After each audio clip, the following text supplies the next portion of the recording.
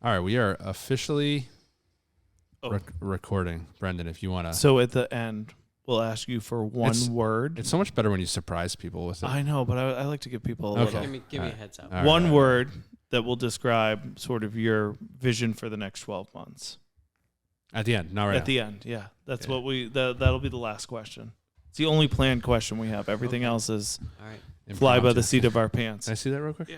I don't. No, not the pen. The piece of paper. Notes. Yeah. Those are questions Lou brought in case we love got. I like that. You're the first guest to do that for us, so thank you. Oh, really? Yeah.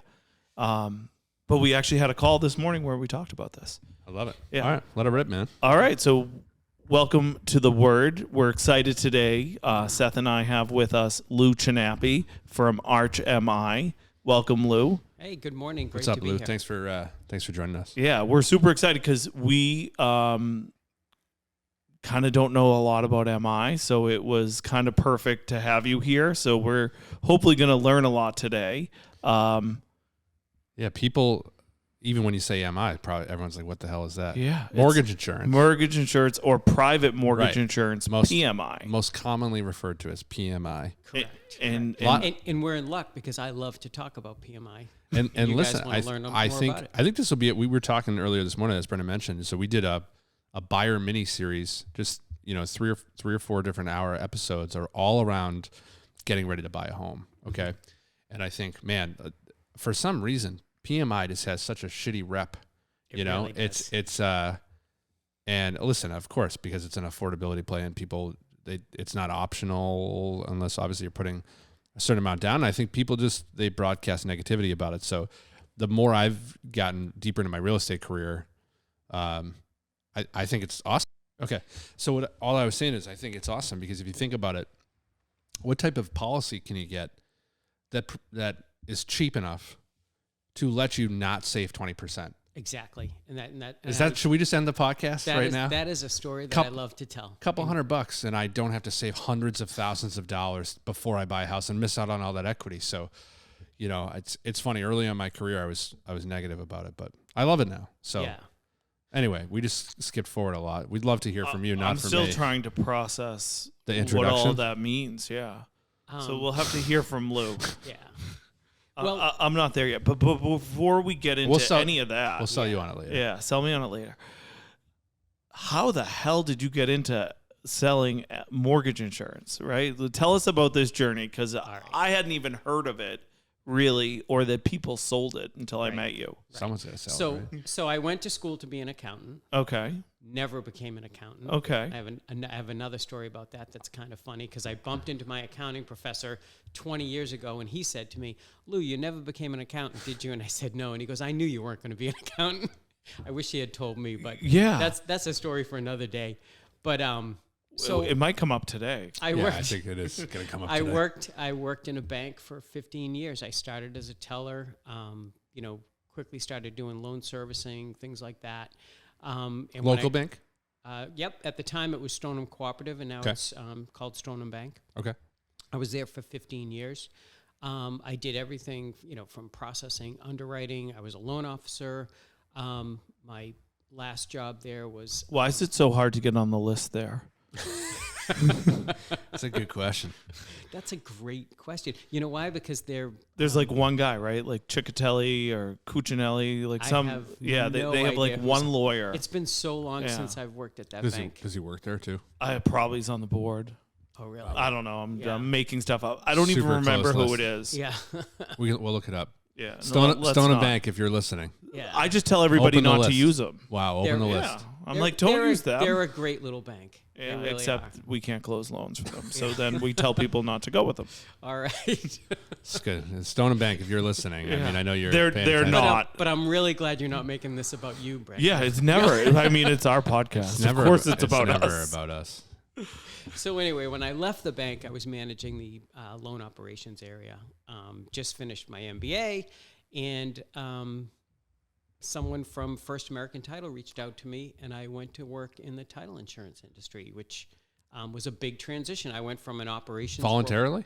Yep, I went from an operations role into a sales role for the first time. That was completely sales, and I worked at First American for 14 years, and then I worked at Caddick Title Insurance for 4 years.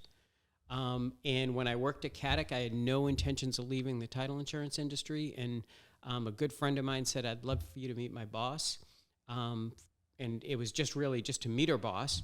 And when we met, she said, all right, I'll leave you two alone. And I realized this is a job interview. And I had Very no sneaky. intention. Yeah. I had no intentions of going into private mortgage insurance, but just fell in love with the concept. I could tell the culture from the people that work there, and I've been at Arch Mortgage Insurance for 10 years now, and probably the best job I've ever had. That's awesome. And where is it located? Our corporate office is in Greensboro, North Carolina, but we have salespeople and underwriters in all 50 states that work remotely. Wow. So we're everywhere. Years ago, when I worked in a bank, MI companies had bricks and mortar in every state. You used to FedEx packages for them to underwrite, and now everything's remote, and we do everything electronically. And one of the concerns people have about private mortgage insurance is, it's going to delay the process. It really doesn't. Lenders can People don't even know it's part of the process. Exactly. Lenders. There's underwriting in PMI. My is. mind is blown on that. Yeah. We underwrite for risk, whereas your lender's underwriting for the secondary market, but we underwrite for risk, but we follow secondary market guidelines. So the packages are sent to us, or if the lender is delegated, they can make the lending decision on our behalf. But they're sent to us, and within 24 hours, we can have that package underwritten and returned back to the lender. What are the underwriters looking at? In most cases, Credit. it's 4 hours. It's just credit? It's credit, it's property, it's everything on that loan. We look at the full file. Got it. Yeah. We look at the appraisal. A lot of predetermined charts of the MI rate. See, I'm learning. Well, I didn't even know this was a thing. Well, let me talk to that, Seth. Yeah. So you're talking about predetermined charts. We don't have charts anymore. Everything Really? is risk-based pricing in MI, which is one of the misconceptions is people think it's still... Lenders have the charts then, They probably. think it's very expensive, and it's not. It's gotten very inexpensive because of risk-based pricing. Interesting. So how does the lender know to quote the PMI when they're initially disclosing the loan? Have they already gone through underwriting and risk pricing at that point? They have or not. Is there an asterisk? No, there's 17 different attributes that we know at time of application. That's a great question. That sounds like a lawyer answer. Yeah. 17 attributes. Yeah. So There's the 17 statute. There's 17 different attributes that go into the pricing of MI. And if you go to the Arch website, a loan officer puts in their NMLS number. They input the 17 different pieces of information, and we give them a rate quote, and that quote's good for 90 days. And I'm assuming that's just information on the loan app or On the loan, on the borrower, we ask for the 1003 credit score, debt to income ratio, lots of different information that we're asking for. The type of loan product that the borrower is getting. A lot of those factors go into that. Cool. When 35 and years, then it still has to go to underwriting after the 17 factors. well, they're collecting those. They're collecting those 17 factors at application anyway. We give them a rate quote. Yeah. Then the lender is processing the file. Once they have the loan file all set up, they'll send it to us for an underwrite. And does the price change typically from the quote to the final? Generally not. Generally not. If the loan officer has done a good job and collected the information accurately, that quote's going to be good. And we honor the quote for 90 days for the borrower. If for some reason, say during the loan process, if the borrower goes out and buys a new car and their credit score drops, that can certainly impact their MI pricing. Ooh, but it's very bad rare idea. that happens. Yeah. You're not supposed to buy a car while you're buying a house? No, or furniture. That's another one we see once in a while. Not from Mitchell Gold. Yeah. I don't know who that is. That was a fancy furniture company that shut down 2 days ago. That's 3 weeks in a row where you've dropped references I'm not familiar with. I can't. Mitchell Gold. Mitchell Gold. Yeah. They sell it at Bloomingdale's. It's like a big. They sell like couches and beds. It's contemporary. You'd like it. Yeah. Your wife definitely knows what it is. I'll let her know. You've probably purchased some. I hope not. Yeah. I bet sounds you like have. they can't fulfill their orders anymore. Well, I don't think anymore. Yeah. But they used to be able to. And they're probably not going to give the money back for the orders that are. I don't know. I thought about that. You know what the problem is? We have Tell us the all problem. these furniture companies, these inexpensive furniture companies. People want disposable furniture, this is off the subject of PMI. This happens That's all okay. the time. My wife and I have been married for 35 years. We're on our second living room set. Our friends are on their fifth, sixth living room set. You know, I think I'm on my fifth. I'm all for buying good and hanging on to it. We took the last one. We put it in the basement for no reason. It was very comfortable. In fact, more comfortable than our existing living room set. That was just your wife's ploy to We're get you on in our the basement. third. The basement is unfinished. It's just sideways down there near the sub pump.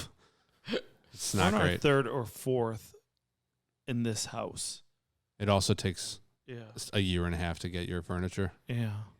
So, What- you didn't buy it at Mitchell Gold, clearly, if you're Right. on your third and fourth. I wouldn't go that far. All right. So let's get back on track here. Why mortgage insurance for a career? What do you like about that so much? So one of the things I love about private mortgage insurance is I get to work with lenders, which I love working with lenders. I love working with loan officers. I love working with executives at lending operations. But I really do get involved loan by loan when I need to kind of help make a loan work. And it's a great way to get someone into a home sooner rather than later. And like you said, if you have to wait and save 20% for to purchase a home, I wouldn't that own can one. Yeah, exactly. A lot of people wouldn't own one, especially in the Northeast where prices are so expensive. Hard. It could take someone over 12 years to save 20% down to purchase a home. Whereas with PMI, you can put as little as 3% down and own the home right away, start building equity, not paying rent. It's a great deal for consumers. And with the adoption of risk-based pricing, it's become very inexpensive. When did that happen? When I bought my home 35 years ago, my wife and I really scraped together the money to put 20% down because our PMI at the time, and this was 35 years ago, I think was going to be $136 a month, and that was a big addition to our mortgage payment. So we put 20% down to avoid PMI. I did a jumbo loan last week. It was like a $675,000 loan amount. The borrowers were putting 15% down. They had good credit, low DTI. I think the MI was somewhere around $37 a month. It can be really inexpensive for people that have maintained good credit, don't overspend. When did risk-based pricing become adopted? When I first came to Arch 10 years ago, we still used rate cards, and then shortly after. So I'm going to guess around 9 years ago. So you see all these, at least I've seen them, which is why I made my comment. You see these rate-based charts that exist that lenders probably still use as a directional estimate machine. Nope, maybe they don't because they're so off. They're so off base. They can just go to our website and run rate quotes all day long in scenarios for their borrowers. So if they're sitting with a borrower and the borrower doesn't know if they want to put 10% down or 13% down, that lender can run those scenarios very quickly and show the borrower what the differences are on those loans. So they don't use any charts anymore. What if they don't work with you though? What if they're so archaic that they're still using a chart? All the MI companies have now followed suit and do risk-based pricing. Oh, interesting. Just for the sake of great dialogue on a podcast, Yeah. I feel like I could get a rate chart for MI out of somebody. In 30 seconds? Yeah. Yeah. I felt like you were going there. Do you think they use it as a profit center? And is that allowed? No, they can't. They can't. No. Okay. Yeah. I'll allow it. I'll let it ride. Yeah. I just remember them just from trying to help educate the end user, the buyer, on what hypothetically it may cost. I could see them in my head, but I don't know. It's been a minute, so yeah. And now they would just do it. There's a mobile app that they can really? have and get there. And as long as a loan officer has a valid NMLS number, they can get onto our website and pull rate quotes all day long. And can they use a generic, if you're not too deep in the process with the borrower, is there a generic, give me a generic quote for, it will be in this range kind of thing? Absolutely. And what they would do, because a lot of pre-quals, if you're pre-qualifying a borrower, you want to make sure you're giving them all the pricing up front. Right. They can go into the system and just do a pre-qual. And it's super important for consumers to know what that final monthly payment is Right. going to be. That's that's a real important part of it, and it's so Well, important. especially as interest rates keep going up, right? Like, right. there's not a lot of meat left on the bone. No. But it's there's not. super important for consumers to really meet with a good loan officer and really know what their maximum payment's going to be, what their maximum house price can be. Yeah. And they can do that through a pre-qual system and use Arch Mortgage Insurance to do that. Neat. Yeah. So when you buy PMI or mortgage insurance, what does it do? Like, why? Like, other than they tell you have to have it, like, right. what does it do? All right. So what private mortgage insurance does is it insures the lender in the event that the borrower defaults on the loan. So if they're putting less than 20% down. But what that does is it frees up capital for more lending, because the secondary market requires that you get a private mortgage insurance policy on a loan with less than 20% down if you're selling it to them. And Arch is sharing the risk with the investor on that loan, which brings up another scenario that's really interesting that we've seen in the last few years is you could have a borrower that easily has 20% to put down on a loan, but their loan officer may tell them to put 19.5% down. Oh, I've heard about that. Right. And the reason is they can get a better interest rate Right. for the 30 years that they have that loan, and the MI will drop off, within a couple years. And the MI is so inexpensive on that Right. particular situation. So is that a strategy you work out with loan officers to help them on their pricing? We work with loan officers to do that, and loan officers, pretty much a good loan officer would know to check that and Yeah, see if game it's the something system. that, yeah. So silly Yeah. that that's even a thing, by the way. Well, it's not silly, because when you think about it, they're getting a better interest rate because the purchaser of that loan knows they're sharing the risk with Arch Mortgage Insurance and not taking on the risk all by themselves. Sure. Yeah. That does make sense, actually. What was I going to say? So there's a lot of different ways you can kind of slice mortgage insurance payments. I've heard a lot more recently in those higher money down, but still sub 20% of one-time mortgage insurance payments, like a one-time policy. Right. Can you talk a little bit about that, and how is that different than the normal MI process? Yeah. So we see a lot of monthly mortgage insurance. That's what, probably most of it is. But you can also buy mortgage insurance as a one-time payment, an upfront one-time fee. And for some borrowers, that may be the best option. And a loan officer is going to kind of look at every different situation. In some of the situations, maybe their debt-to-income ratio is a little high and they're not getting, where they need to be. Red lines. So a single premium would be a better option for that borrower, because then their monthly obligation is going to be a Can they little borrow less. to pay the premium? You can finance You MI. can finance the That was my MI? next Okay. my next scenario. So Little seller credit action. No. Not even- Just you- bump up your loan amount to Oh, pay yeah. the one pay. So where Yeah. would that be on the CD?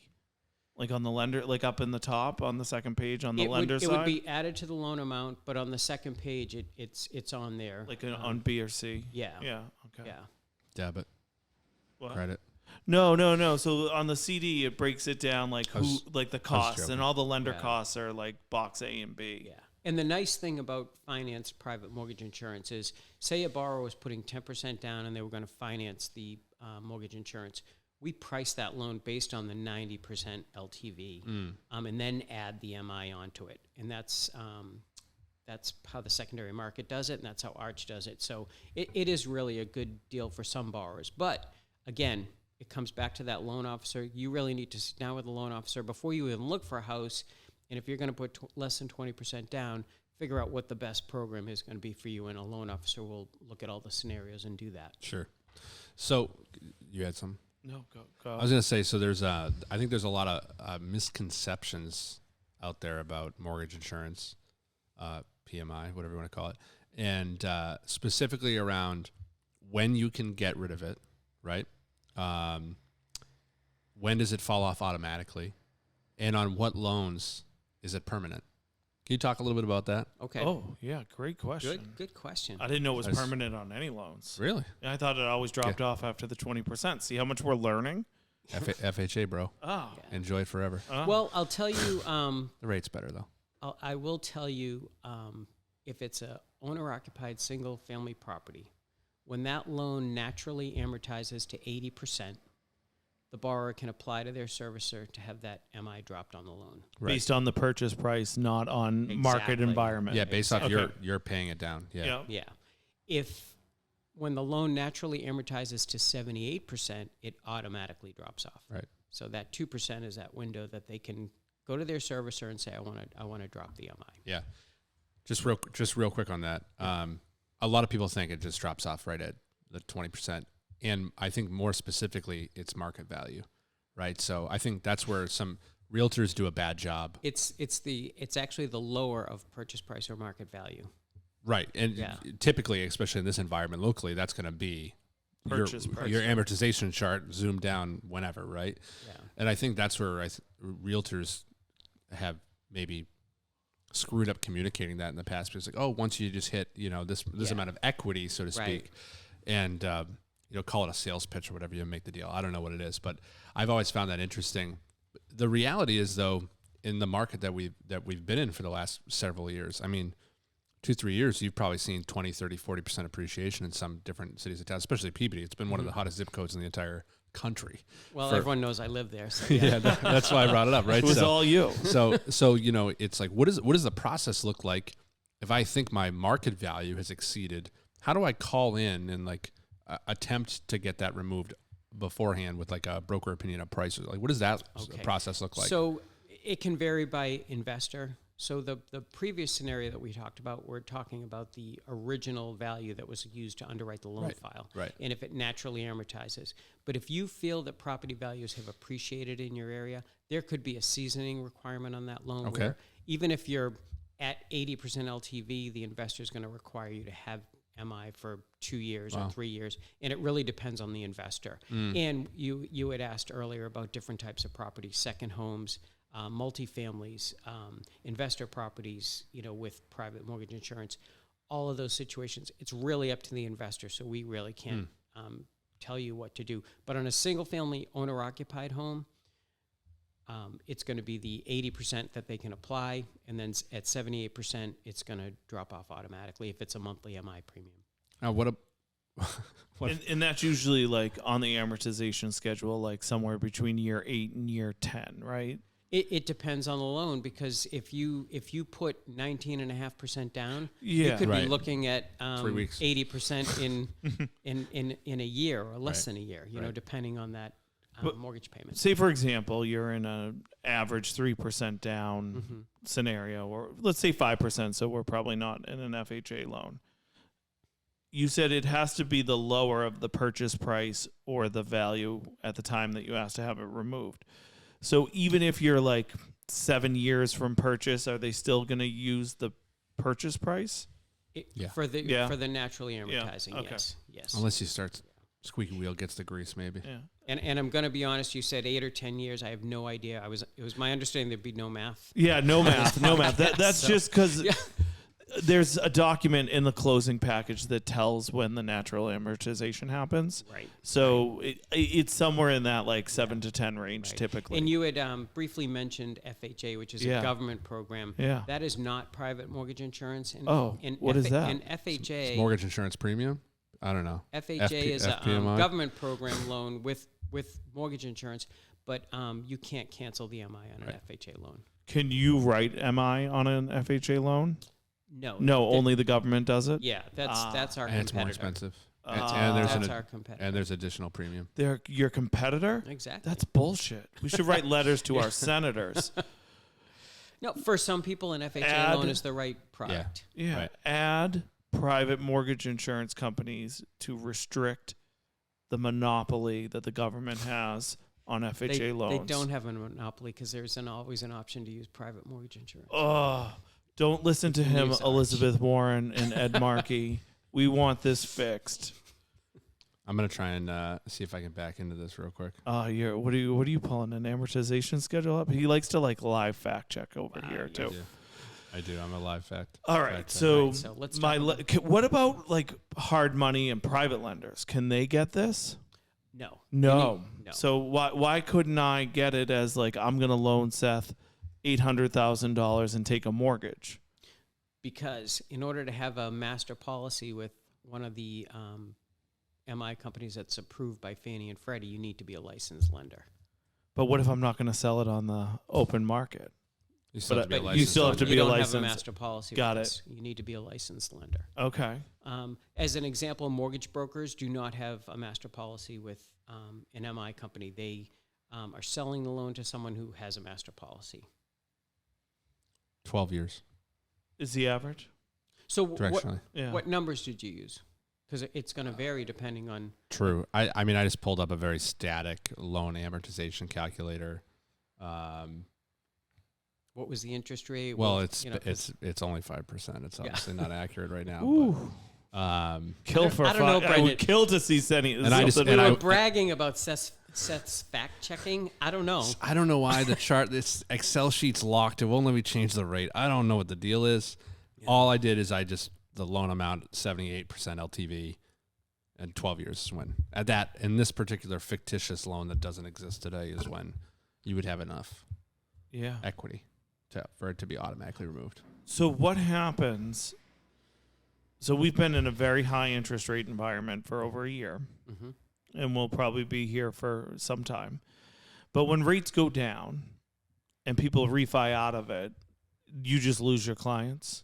Those loans. If they no longer need PMI, Yeah. we call that runoff in the market. Sure. Okay. So you don't like it when rates go down.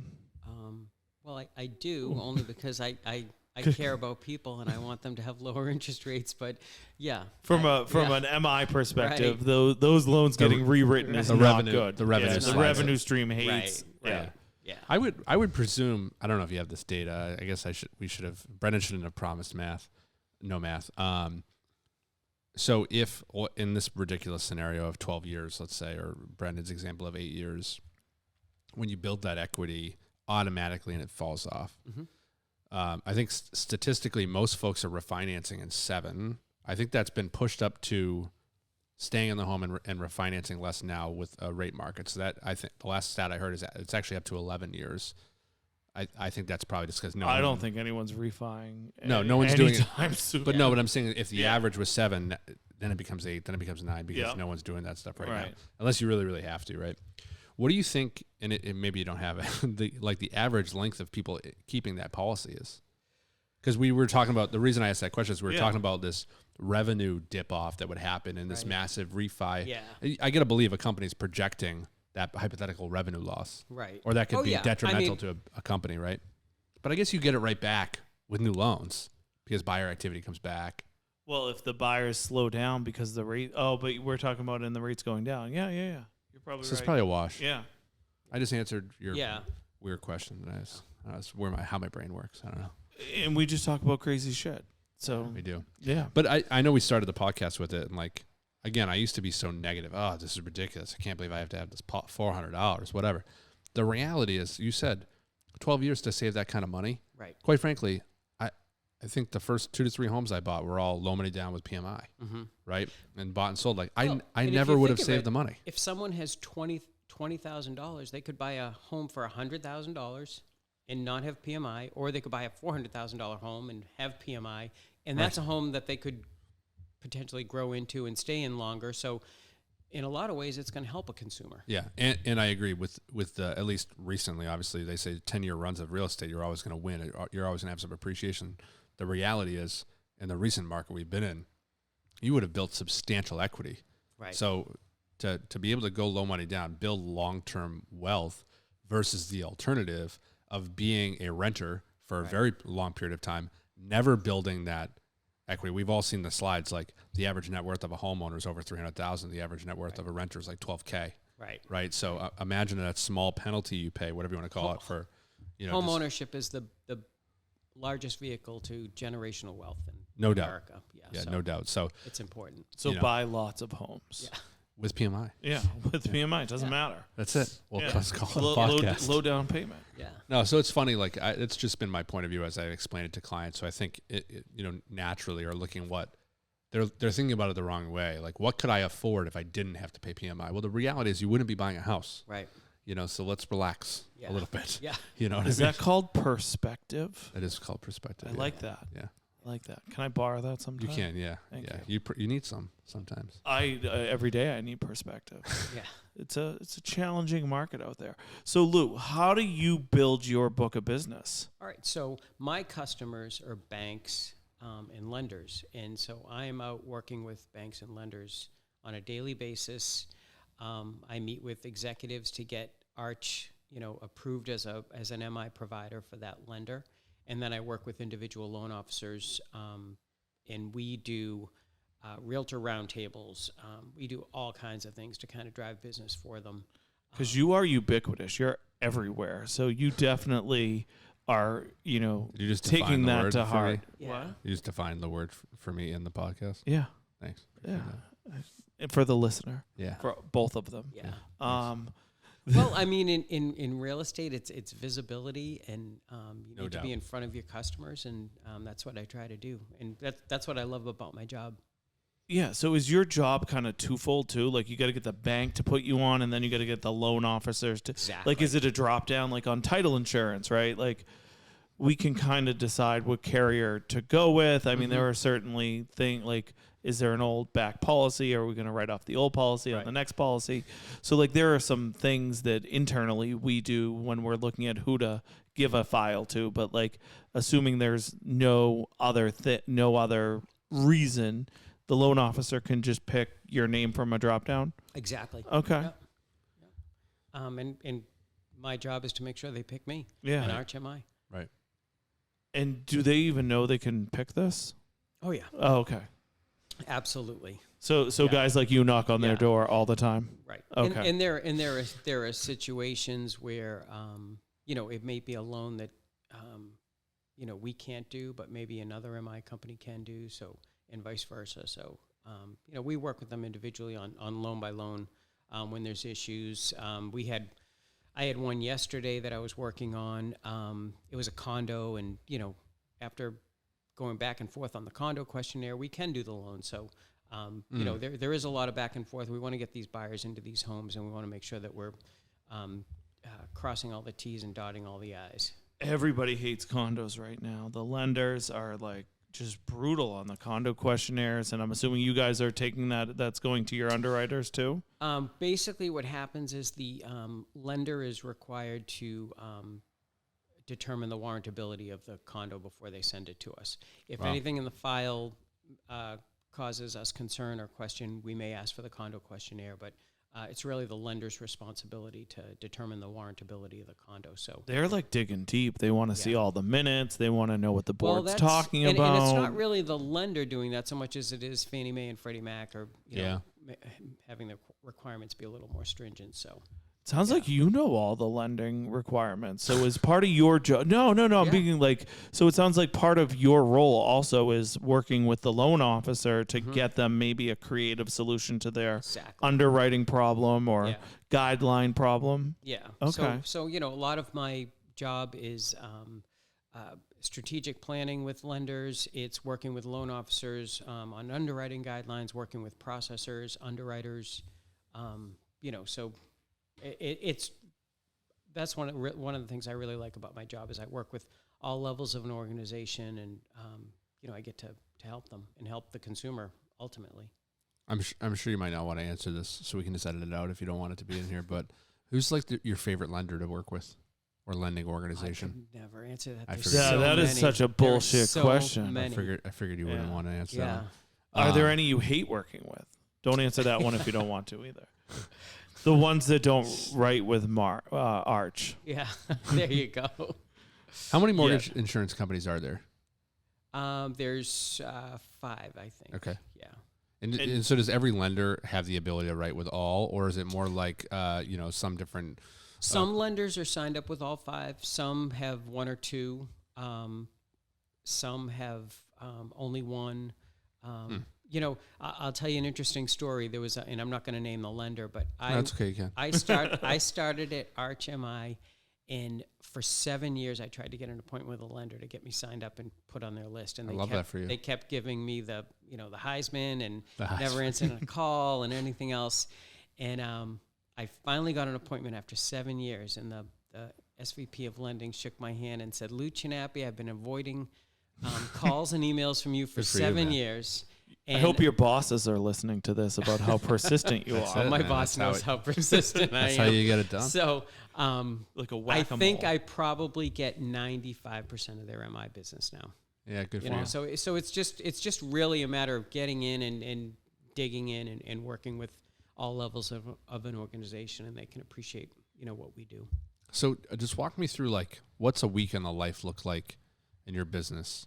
Like, what are you doing on Mondays? What are you doing on Thursdays? We know you do podcasts on Wednesdays, right? But like, what does that look like? Is it primarily outreach to lenders to add to Exactly. the book of business? Yeah. Yeah. A lot of planning, a lot of call planning nowadays. Prior to COVID, I could walk into an organization, hug 30 people, and talk to everyone. Everyone was sitting at their cubes and happy. How dare you They walk were in happy our to see the office now? MI guy. Now, if anybody were even there. yeah. Now, if I go in, it's really important that I make an appointment and I know who's going to be there. Yeah. And try to get in there on a day when they're going to have a staff meeting so I can see as many people as possible. Right. Do a lot of night events, happy hours with realtors and loan officers, a lot of lunches, things like that. So, Yeah. It's like Yeah. you're a lawyer. yeah. Looks like you're a realtor. Yeah. So I just had a really good question. I already forgot. I have a good question. Yeah, So okay. you deal with a lot of lenders. Yep. Do you know any lenders that are looking to expand into East Boston and would love to rent an office? Rented it, dude. Oh, you did? I rented it. Oh, never mind. Just Yeah. kidding. Off the table. No lenders. We could get a bidding war going. Yeah. Oh, we like a bidding war. Yeah. We've got 3 other people coming in. And Are you this gonna is- take the this old is lender? a very cool office too. Are you going to take the other lender off the wall? Is it a lender? It's not a lender. no. Oh, okay, good. No, I probably will take the lender off the wall. So the problem with taking the lender off the wall, then you have to put something else there. It just actually costs more money to change the logo. It is what it is. So, what was I going to say? So outside of your like local outreach, during the week, why would a mortgage lender want to write with you over another provider? I presume, obviously, a big one would be price or flexibility, which I can't imagine is the reason. A lot of times it is price. Okay. And what I like to say is that if I'm close on price, I want them to choose me. And the reason I want them to choose me is because yesterday I spent a good part of my morning researching that loan to get it done for Sure. a buyer, and working with loan officers and lenders to get things done. If a particular lender wants to do a special program, I get our risk managers involved. We set up a conference call. We write guidelines. We set up a specific program that they can hit the street with. So there's a lot of different things that I do to set myself apart with a lender so that they're going to use Yeah. me over someone else. And granted, if the borrower is going to end up paying $30 a month more for MI using Arch, of course they're going to use the other company. Sure, but, yeah. but if it's within a few dollars, Right. most of my customers are going to choose me just because of what I've done for The them. relationship, yeah, no Yeah. doubt. And that's kind of a problem in our society today. We have people that are, just not Chasing value, loyal. yeah. And I have loan officers calling me and saying, I've been working with these buyers for 10 months. They found a home, and now the MI is $10 less someplace else, and they're going to leave me to go to this other lender. It's just not right. Yeah. I think that's the natural problem with this entire industry, quite Right. frankly. There's so much choice out there. It really comes down to value over price a lot of the times. Right. And often the end user, the client, might not be privy to your value-based conversations, right? So you really rely on the realtor to hypothetically push them in a certain direction. Or the loan officer, right? Mhm. Like, why are they leaving that loan officer for $10, Right. right? Like, that's the bigger question. Yeah. Is what has the loan officer done to prove their value, Right. Yeah. and why did they even go to somebody else, right? Yeah. Like, if the loan officer were doing such a good job, the client would feel like they were, But there are a lot of consumers, and there's so much information on the internet that Bingo. I think they're just researching everything. And buying a home is scary. I mean, we've all owned homes, but do you remember buying your first home, which I happen to Yes. still be living in? But A lot of equity there. yeah, Any thoughts of selling? it's a get you a scary great process. price in Peabody. So they Right. want to do a lot of research. When I first bought my home, rates were at 13%, and I think they had dipped down to 11 and a quarter, and we locked, and we thought we hit the lottery. I should really refinance that mortgage. Oh my I God. feel like you should do a Stop it. TikTok video on that. Yeah. People need to hear that. I mean, it's all, nowadays when people see 7%, they're like, they remember the 3%. Right. But, Right. I knew 11 and a quarter%. So, Yeah. Value's a little bit different, yeah. I think. But, Yeah. it's interesting. We talk about this a lot, just to quickly pivot. And incomes are different. Incomes are different significantly, no doubt. What do you think this higher rate environment is going to do over the next year or two? Just would love your point of view. I'll start with that question. We'll shift it into a little market stuff. Yeah. If that's cool. I don't think we're going to see the Fed raise rates anymore. That's just my Really? personal Really? opinion. Yep. I think September we're gonna skip it. Skip the raise. But I don't know. But I think we are looking at almost a year with rates hovering This high. where they are. Yeah. I don't think they're done. I think they're gonna do one more this year. I just don't know when. I do think that the commentary leading to a hypothetical raise either in September or the next one has pushed mortgage rates to where they are already, pricing that hypothetical next raise Baked whenever in. it is baked in. Yeah, Baked in, yeah. And then, okay, so we think they'll stay steady for a year. And I think if you asked me 6 months ago, I would have thought they would have been lower. I think I'm agreeing. Hell, we could hit 8, we could go to 6, 7, 5. Who knows? Yeah. Right. So it'll be interesting to see. But what's your take on this rate environment versus the rate environment we were in for a few years, and what it's going to do to the local market, at least in Boston? People are still going to need homes. I agree. And right now, people aren't selling their homes because they don't want to give up their 3% interest rate I agree. to buy a new home at Yeah. 7%. And that's a problem. No doubt. But eventually, they're going to outgrow and they're going to need a bigger home. Yeah. And we have to see some movement. I mean, when I bought my house, people were selling their homes, and people Right. were buying them at 11.25% Right. interest rate. So I have to think it's going to happen again. Yeah. We may, who knows how that works as far as, price and home Yeah. sales, but something has to give eventually. People have to move. I think it's going to be an interesting few years until they do come down a little bit. And when they do, I think it's just going to get worse, quite frankly, from a value standpoint, 100%. appreciation standpoint. But I think it'll be, so we've talked a lot about over the last year, the biggest home buying group right now is millennials. They have more money than ever. They have better credit than ever. Yep. Okay, they're having kids later than ever also. I thought baby boomers were buying the most houses right now. No? Well, it's actually, I think they make up the largest amount of first-time home buyers, but the largest group of hypothetical buyers available, ready to buy with better credit. Yeah. And they're in their peak home Yeah. buying years from when people usually buy their And first they should home. be the primary home buyers. You would think. Yeah. And as they age, that group of people gets older. We're going to have a whole new other wave that comes in. Who knows what they'll want to do? They might just perpetually rent. I'm unclear. I guess that because I have a lot of opinions. they haven't pushed into that range yet. But I think it'll be interesting once that huge buying class starts having children. Yeah. And if they're going to have children, Millennials don't have children yet? they're having. Well, some of them do. I have Some kids. of them have kids in college. Yeah. No. No, they're not. No. That sounds Close. like it would be illegal. I never know. Millennials are just behind me, right? I never know what's Like a Gen like X or early what's a baby 40s, like okay. high 30s. Should I Yeah, Google you need this? you need to Google that Yeah. one. I think That's I think a it's fact I think it's 32 to 38. Oh, Is it's a that millennial? small a generation? I'm pretty sure. That's Yeah. millennials? So if you had a kid at 16 and you're 32, that kid's almost going to college. Just FYI. I didn't have a kid. At I know 16. you didn't, Yeah. but I'm just saying, like so millennials could have kids in college. Right. And I'm the tail end of the baby boomers. Wow. Yeah. Really? You look very young for a baby boomer, Lou. Yeah. I'm 60, so. Oh shit. Yeah.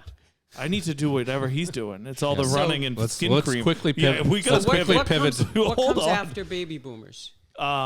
Gen I don't know. I'm not. Gen X? Gen X. What should I Google right now? Um, Generation charts. Yeah. Or generation. Gen X is anyone born from 1965 to 1980. Okay. Boomers are 46 to 64. Yeah. Millennials are 81 to 96. So it's actually It's quite a wide. 15-year Yeah. gap. Gen yeah. Z is 97 to 12. So what's 81 to 96? Millennials. Millennials. It's okay. actually yeah. it's a pretty that's- wide Yeah. range. So that makes sense that that's the biggest group buying. So homes that now. goes almost to 40, Yep. right? Yeah. 41. Yeah. I think right if Yeah. that's right. Right behind me. And down to what is that? 18? That's No, I think this chart's not correct. No, that chart is correct. And Yeah. It's not 8, it's 26. I can't do math. 26, 27. You said there around was there. no math, Brendan. Yeah. What's 223 minus 1996? It's almost 30. It's 29. It's 25 years.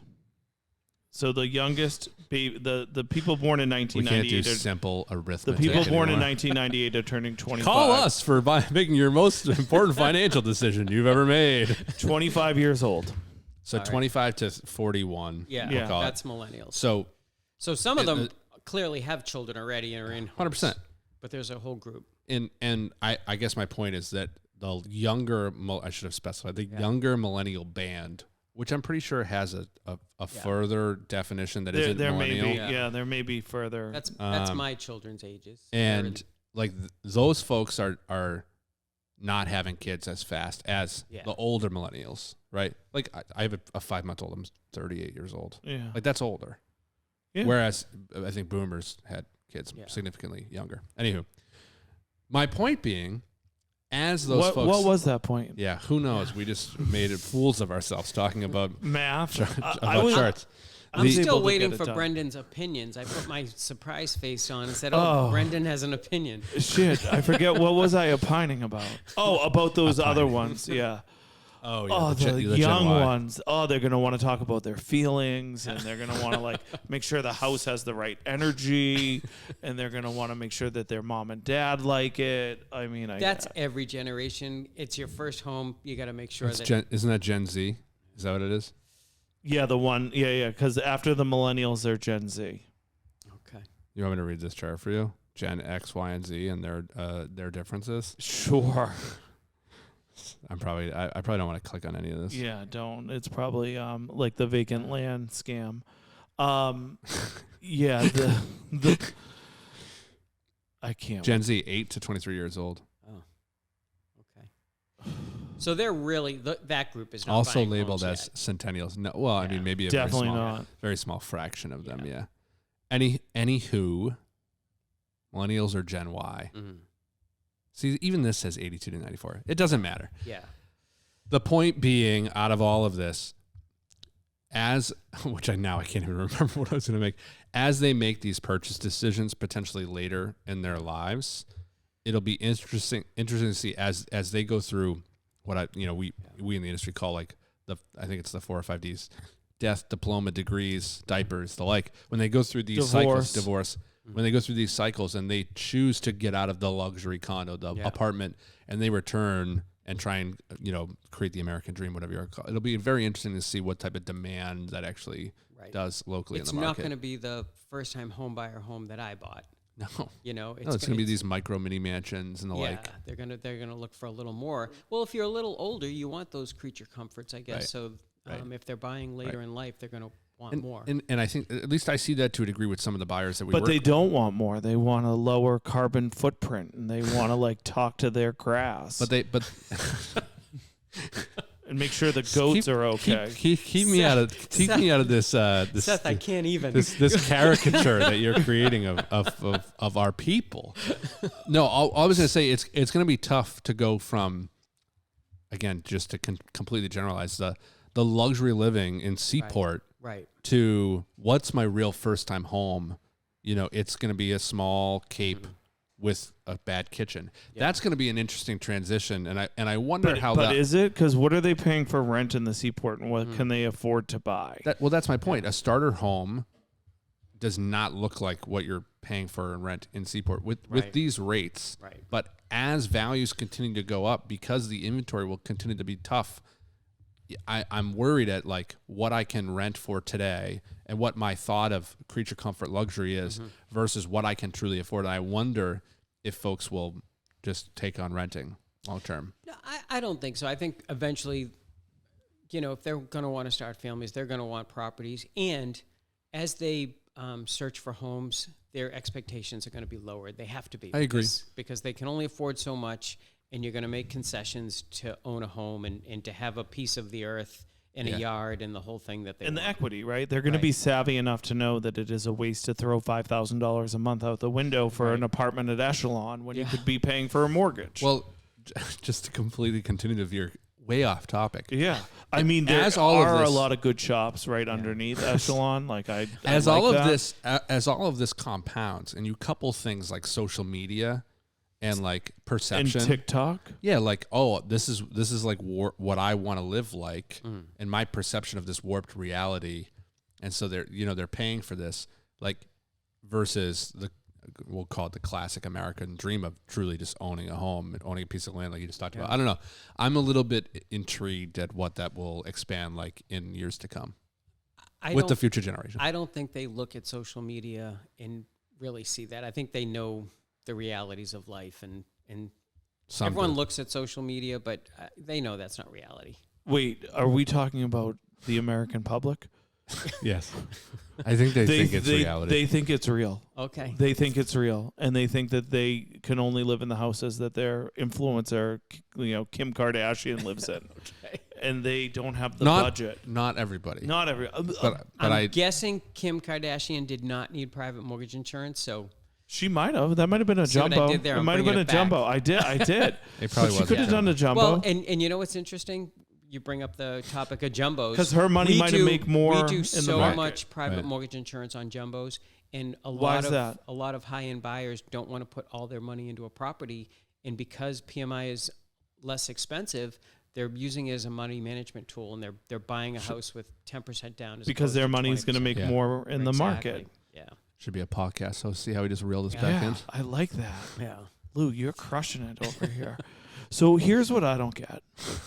Right? So correct me if I'm wrong. Algorithms? Is that what you No, I get the algorithms. I love the algorithms too. Like I buy the best shit from ads on Instagram that are targeted to me based on what I look at. Thank you, Instagram. But no, what I don't get is the mortgage companies are complaining about the volume of loans they're writing. But don't they, to some extent, direct the interest rate? So if they cared that much, like take a little bit of a hit. Like, yeah, you could charge 7%. No, why not? Because they would lose money. How would they lose money? Because that's how loans work. Explain to me how loans work, please. I just listened to a podcast the other day, the Housing Wire Daily, and they were talking about independent mortgage bankers and Logan Monashami, great guy. Yeah. You have coffee with them? 2 years ago, the average amount they were making on a loan was like $1,700, and now it's down to like $300 or $400. They're not making a lot of money on loan. They are cutting the price. They're because it's so competitive to get mortgages right now. Because it's costing them more money to borrow the money they're giving you. And they have overhead, and they don't have the volume that they had. They got to pay everybody along the process. And don't get me wrong, there's a lot of revenue that's generated from loan creation, but after you pay it all out, you're left with a very slim profit. Yeah. And then the bigger issue, which is why rates are still artificially high, in my opinion. Not that I know. Artificially? Oh, yeah. Okay. Yeah, I like that. I like that we think they're artificially high. The spread on the 10-year versus where rates actually are right now is, I mean, I don't know it's the maximum it's ever been in history. It has to be up there. It's usually Again with the math, you two. I didn't even understand half the words you said. What's the 10-year trading at right now? I have no idea. I don't know. Do you know where I'm going with this? 3.4? I think it's way higher than that. Is it tied to the It's an economist? I am not. It's 4.1. It's not way higher than 3.4. It's close. At least you didn't say 6. Are you on the same planet we are? No. So, I'm a lawyer. Math isn't my thing. Typically, through, I don't know, we'd have to go back in history and check the math, which we're going to avoid doing right now. Yeah. The spread from the 10-year to actual mortgage interest rates is usually 170 to 220 basis points, a.k.a. 1.7 to 2.2 percentage points. And what's the 10-year? It's the U.S. 10-year Treasury yield. So and why is that important for mortgages? I don't know. I'm not an economist. Oh. I know enough to be dangerous. I don't know much. I was just trying to help the listeners. Yeah, well, they can Google it. So you're going to need to watch a YouTube video on that, I'll listeners. ask ChatGPT after Okay, and find you. out. So usually that would mean mortgage interest rates should be 5.7 right now to 6.25, 6.3, 6.4, but yet they're 7.25. So the spread is significantly higher than it usually is. So who's making the money on the spread? The wholesale lender or the regular lender? Nobody is making any fucking money. So where's the money? Hear me out. Where's the spread? Shh, let him finish. So they're keeping it higher. Who's they? The people. The mortgage people. The Like mortgage the fucking trolls guys in the out basement. back and the mortgage- trolls in mortgage the trolls basement in basement. Wisconsin? Oh I don't my know, God. man. I could be making all of this fucking up right I now. feel Seth, like you were you doing are. a great but job it, until but he it, interrupted you. it sounds like I know what I'm talking about. It does, but So, I'm a so I'm an 8. my understanding of it is that's my asterisk disclaimer that could all could be fake news. Is it's artificially high right now because what happens when the mortgage companies sell the loan to a servicer, which they will because they're not keeping it in house. They get rid of it very quickly. That mortgage service company needs to hold that loan in servicing for several years to be profitable. Okay? So everything right now, additional points to get rates, buy down points, everyone's making their money in points, closing costs, and protecting a higher rate because when rates go down, everyone's going to refinance. Correct. And all of those companies will lose fucking money. Period.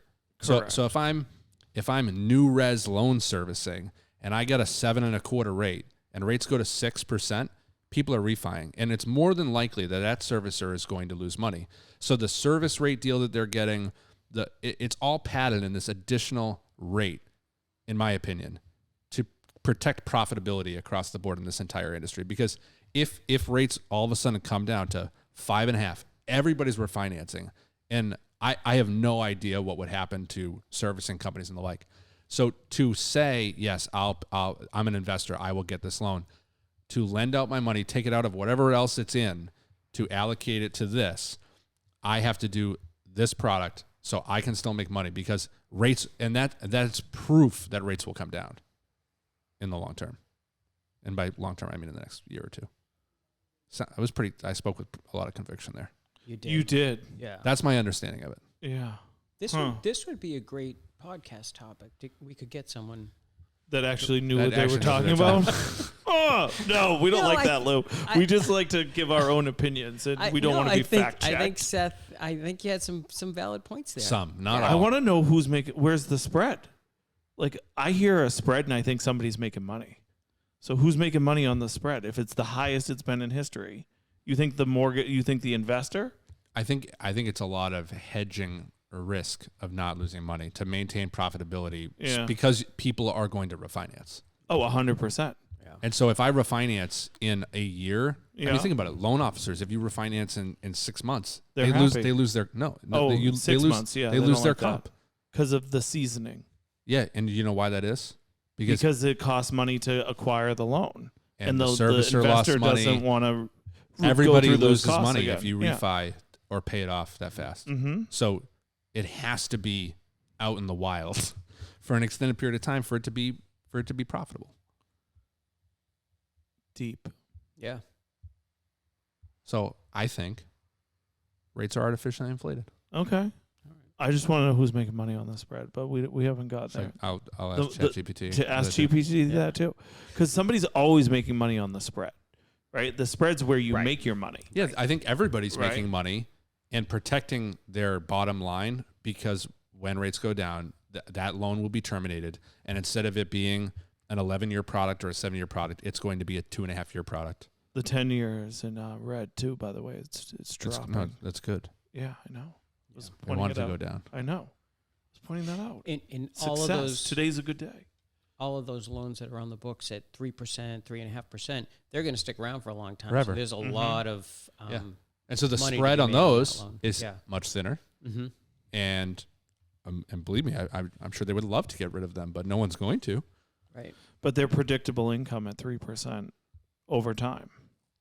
If And- you're the investor, you know that you're getting that 3%. On the 7%, you never You don't know. The rates could be at 1 when those get refied out. By And the way, could have the 3s look good. Just for the sake of statistics, Yes. on September 23rd of 2021, I just picked a random day. Yeah. A couple years ago, the 10-year was at 1.32. Wow. So add 220 basis points to that. What's that? That's a 3.5% mortgage rate,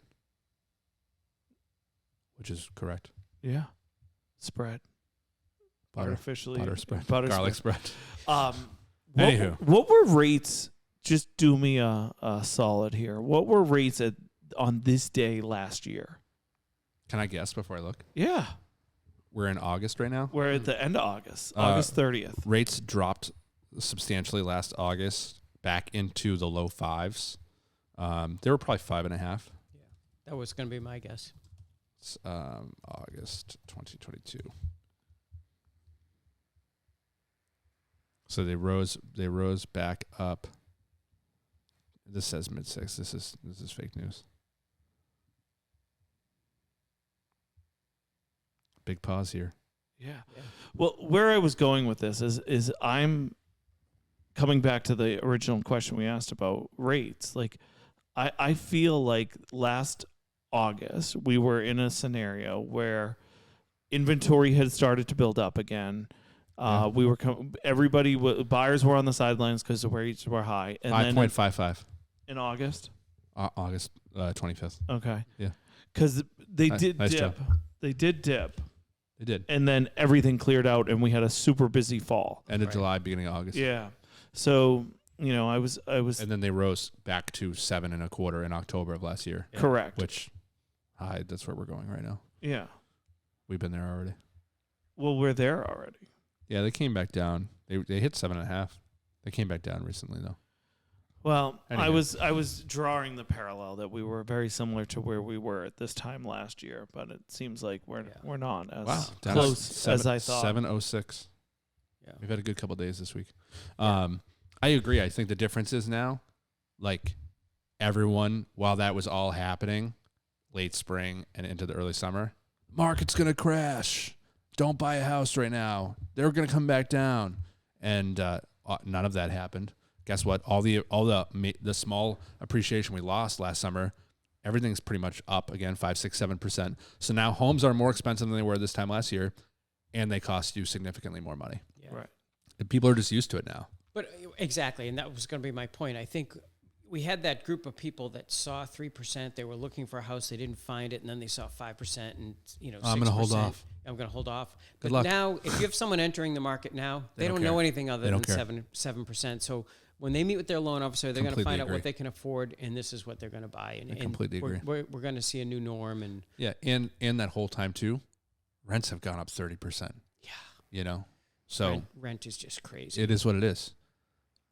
If I'm going to pay more, I might as well buy it. Yeah. Anywho, great discussion. Yeah. Very. So do we think that we'll see people start buying some of this inventory that's built up over the last month? Oh, I think again, just these last few because days of rates. And didn't no someone joke. August 21st, 7.48%. Right. Right now, we're at 7.06 today. That's a huge difference in 2 weeks. That's a big movement down. This is probably the lowest rates we've seen in 2 months. Yeah. Today. Seth, Brandon said something interesting. So this inventory buildup. Yeah. Talk about that. Yeah. Do we see an inventory buildup? Or? So yes, comparatively. Correct. Right. Yeah, okay. that's important, right? So relative. Yeah. Do we have a surplus of inventory? Absolutely not. Yeah. Do we have significantly more inventory than we had 4 months ago? Absolutely, right? So we've been trend lining just single family homes in and around the area, Essex County, Middlesex County, and just from a raw count in all of MLS PIN. So mostly Massachusetts, other than the Cape Islands and some stuff out west.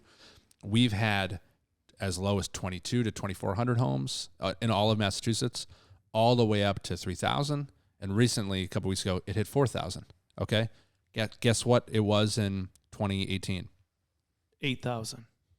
10,000. It was like 12 to 13 to 14,000 homes available, right? So comparatively, and rates, by the way, 4.5%, 5% high. Yeah. Right. Normal. Right. And so what happened is this appetite of home buying through super low rates has, I mean, hell, I bought in 2017. I sold and bought in 2021. My mortgage rate's a 2.875. Like I couldn't buy the same house today at today's price, at today's rate. Right. It would be ludicrously unaffordable. Right. Right. So instead, what we're going to do, hunker down. We're in it for the long haul now. Right. We finish the basement. We pull an equity line and the like. So now that has happened for all these years, we're all trapped. Yeah. We're all in mortgage jail. So, but yes, when you start to see rates go from 6.5, 6.25, the summer is always interesting too because we have these weird pockets of holidays. Yeah. And inventory does start to build up a little bit. It gets interesting and things start to sitting. And I think a lot of lazy realtors start price cutting so fast. Like that's why it's not selling. No, it's not selling because of affordability, not necessarily because of price. The two are correlated, but it's not everything. Right. So I would imagine this is a weird weekend. I didn't mean to cut you off. Yeah. Labor Day. Everyone's got some sort of end of summer plans. A lot of people traveling one last time, beach, boat, whatever, Cape Islands. So it may be weird this week, but if you're a buyer right now, get the hell out there because this is a great opportunity because we all know if and when rates go down, buckle up. Yeah, I might not. Yeah, it's going to be significantly more expensive from a dollars amount, maybe not from a monthly payment amount. Right. And so what's worse? I'd rather pay less and finance more, finance a higher pay rate. PMI. Yeah. There you go. Yeah, good right. I want some mortgage insurance. Yeah. So ideally, if we could see rates come down to 5.5% again, it's going to be bananas. People are going to leave that 3%. I agree. For 5.5%. Mm-hmm. They're not going to do it for 7%. No, I completely agree. It's just and so that might unlock some inventory, but here's the deal: if they're going to do that, that means yes, there's going to be more homes in the market. But that means more buyers in the market. There was a stat I saw the other day. I'm sure I'm going to screw it up. Every quarter point in rate movement, 1 million buyers leave the. I saw they step aside, right? Yeah. So I mean, just in the last, we talk about 4,000 homes in the market. Well, 2 million buyers just were like, "What's up? I'm back." Yeah. You know what I mean? So, and on top of that, just on the inventory piece, we've also been tracking what we'll call affordable homes in the area, which we've graciously said are under $800,000 locally, and there's like 200 to 300. Okay, so the vast majority of the inventory is significantly priced homes, at least in these two counties. It's not cheap to live here, period. Yeah. Right, so that's also crazy, you know. So the amount of competition for this affordable housing is really, really tough. So those people are going to need PMI for a long time. They're going to need PMI if they can get their offer accepted. But if they're building equity, that's not a bad thing. No, it's a great thing. No doubt. And we talk about this all the time. Obviously, we can't just go build 300 houses, right? So we're going to be in this problem. But if we could, we would watch about it on YouTube because I have been watching new construction developments all over the country on YouTube for hours. Let me know where I'm addicted. Let me know where you're going to throw one up. I will. I listened to a podcast and they were talking about malls and converting them to housing. What a great idea. Think about it. Square One Mall. Yeah. Like, let's first off get rid of 17 wig shops and a bad Chinese food place, and let's reinvigorate that business and with a cell phone screen repair shop. Yeah. You know, let's get a grocery store here. Let's get a furniture store here. And then let's freaking go up 5-6 stories and create a city over it. And don't forget the Easy Pass center that's in there. Yeah. And I walked in one day and there wasn't a soul in there except 2 employees, and I needed a new Easy Pass, and they wouldn't let me come in because I didn't have an appointment. Yeah. Wow. Yeah. Yeah. That's retail these days, unfortunately. I know. And you say, why do you guys exist? Yeah. Can't I do this online? Yes. I went somewhere on Saturday, and I was probably the only customer standing on the floor, and I must have seen 14 salespeople aimlessly walking around, and nobody would help me. It was unbelievable. What type of? He was at the Mitchell Gold final. I was at I was at a car delership. Why? I was just. You have a problem. Yeah. You have a problem. Yeah. I was just investigating my options. Yeah. And something else, isn't it? Yeah. It was unbelievable. You know, they might know him too. That's true. They didn't. No. It wasn't the dealership on 1A, was it? They would have chased you out of there with a stick. What's the 101A? the Jeep? Oh no, they love me now. They like me again. Yeah. Sure they do. Good. They just know. Yeah. They just know you chirp on social. So they're giving it to you. All right, let's close this thing out. Yeah. Well, so Lou, we have one last question. Mm-hmm. If you were to think about your next 12 months and put into one word your sort of view or outlook on how you're going to look at that next 12 months, what would that word be? Opportunity. Opportunity. Ooh. Tell us more, Lou. All right, opportunity, because you're going to have a lot of shakeout in the business. So there's going to be people. There's going to be people that I can focus on that are really going to do more business. Opportunity for home buyers, because those that are tenacious and stick with it, they're going to find a home eventually. Everybody does, right? Yeah, I agree. It takes a little bit of work. So there's opportunity there. There's people buying homes. They're going to want to buy a home. They're buying homes a little later. Yeah. So they're going to want a little bigger home. They're going to need PMI. There's opportunity there. So I think there's lots of opportunity in the next 12 months for the people that dig down and work a little harder to make it happen. I hope you're right. We love opportunity. Yeah. The best time to buy a house probably in the next few years should be this next 6 months, I think, because there will be some volatility in the market that will continue to make some desperate home sellers who are downsizing, upsiding, and the like as they go through different parts of life. And we all know rates are coming down. Yeah. Because of the spread. Yeah. And when they do, it's going to be uber competitive out there. So they'll pay more in the long term. We were talking about my day-to-day. My day-to-day isn't that much different than yours, Brendan. No, I would assume it's almost exactly the same. I mean, we want to talk to the same people. Exactly. We want to work with the same people.